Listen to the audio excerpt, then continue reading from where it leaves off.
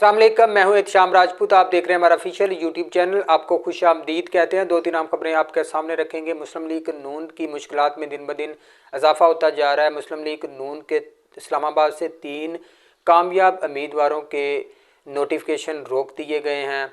अदालत ने आज ये बड़ा फ़ैसला किया है। इस्लामाबाद की तीनों सीटें जो मुस्लिम लीग नून ने जीती थी, वहाँ कामयाब उम्मीदवारों के नोटिफिकेशन को रोका गया है। इस पर तफसील से बात करेंगे। और पीटीआई छोड़ गए थे जो 9 मई के वाक़यात के बाद, वो अब तहरीक इंसाफ में दोबारा शमूलियत के लिए सहारे ढूंढ रहे हैं और अपने फ़ैसले पर शर्मिंदा हैं। उसकी तफसीलात आपके सामने रखेंगे। और मुस्लिम लीग नून की एक बहुत बड़ी चोरी पकड़ी गई है।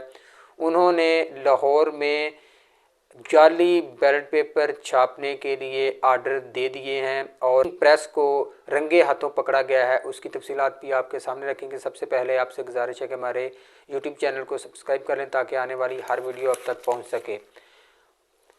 मुस्लिम लीग नून पहले ही सादा अक्सरियत हासिल नहीं कर सकी। तकरीबन 70 या 75 सीटें हैं उनकी अभी तक, जो उन्होंने सारा कुछ सिस्टम को मैनेज किया, लेकिन इसके बावजूद भी वो सादा अक्सरियत हासिल नहीं कर सके।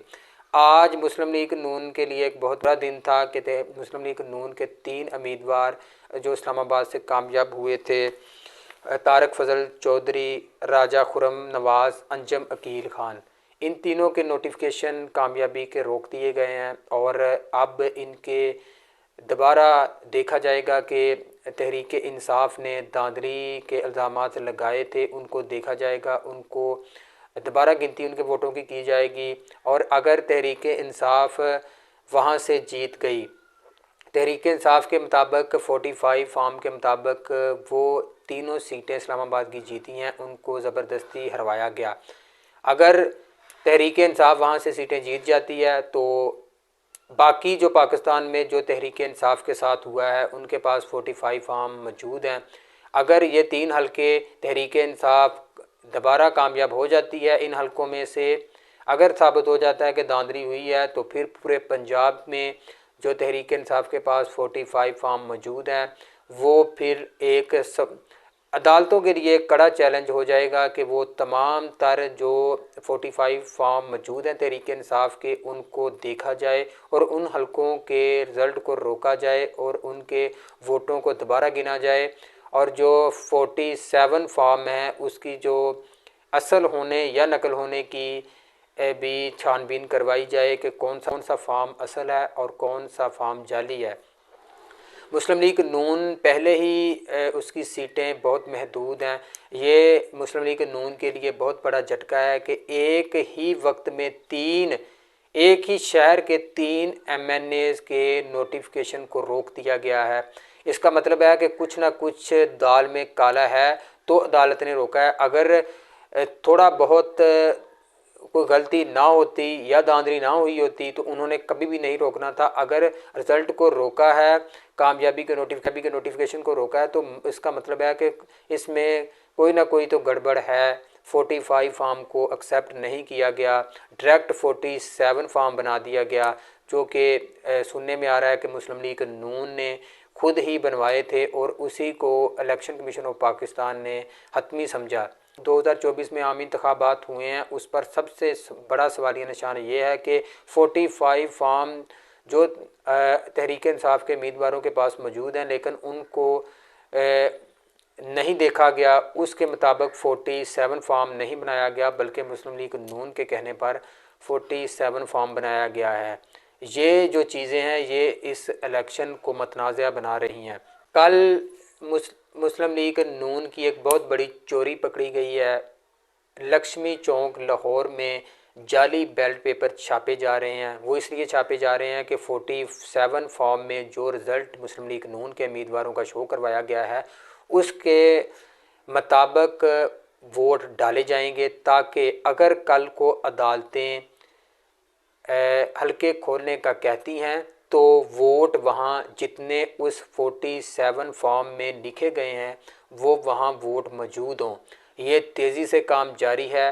कल जो फॉर्म बैलेट पेपर पकड़े गए हैं उनमें नवाज शरीफ की मानसेरा सीट जो वो हार गए थे, दोबारा 47 फॉर्म तैयार किया गया, उसमें नवाज शरीफ को कामयाबी दिलवाई गई। उसके मुताबिक 47 फॉर्म के मुताबिक वोट डाले जाएंगे। ये जो बैलेट पेपर पकड़े गए हैं ये सिर्फ़ और सिर्फ शरीफ ख़ानदान के जहाँ से वो सीटें हारे हैं, या बहुत क्लोज़ मार्जिन है, वहीं दोबारा वोट डाले जाएंगे जाली तरीके से और थैलों को भरा जाएगा, ताकि अगर अदालतें कल को उस नोटिफिकेशन को कलअदम करार देती हैं तो जो 47 फॉर्म इनके पास मौजूद है उसके मुताबिक वो वहाँ वोट थैलों में मौजूद होंगे। ये ऐसी धांधली करने जा रहे हैं कि इनको पता है कि जो इलाके इनके ज़्यादा कमज़ोर हैं, जो 47 फॉर्म इन्होंने खुद बनाए हैं, वहाँ ये जाली वोटों के ज़रिए थैले भरेंगे, ताकि अगर कल को वो हलके खुलते हैं, दोबारा वो वोटों की गिनती होती है तो वहाँ जाली वोट मौजूद हों, चाहे वो देखने में तो जाली होंगे और डाले भी जाली तरीके से ही जाएंगे, लेकिन वो एक फार्मेलिटी तो होगी, अदालत इससे मुतमईन तो हो जाएगी कि वाकई ही वोट मौजूद हैं। 47 फॉर्म के मुताबिक वो मुस्लिम लीग नून के उम्मीदवारों के वोट वहाँ मौजूद हैं। कल साबिक़ गवर्नर इमरान इस्माइल ने जियो के प्रोग्राम में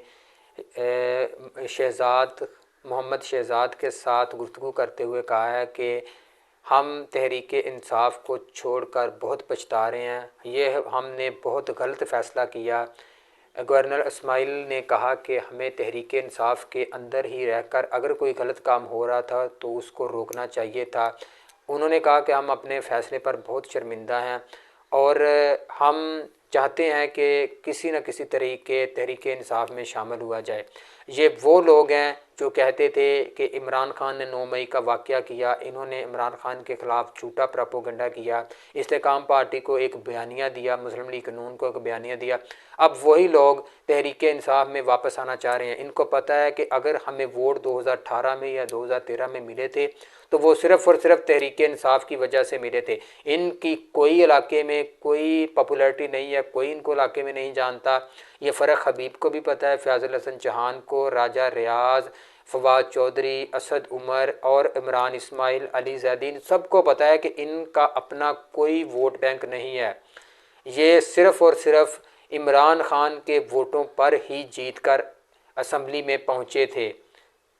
अब ये तहरीक इंसाफ में वापस आने के लिए सहारे ढूंढ रहे हैं, तरले कर रहे हैं, मिन्नतें कर रहे हैं, लेकिन अगर तहरीक इंसाफ ने इनको दोबारा पार्टी में शामिल किया तो अब जो लॉयल तहरीक इंसाफ के साथ खड़े हैं, पार्टी के साथ ईमानदारी से खड़े हैं, उनके साथ इस्तेसाल होगा।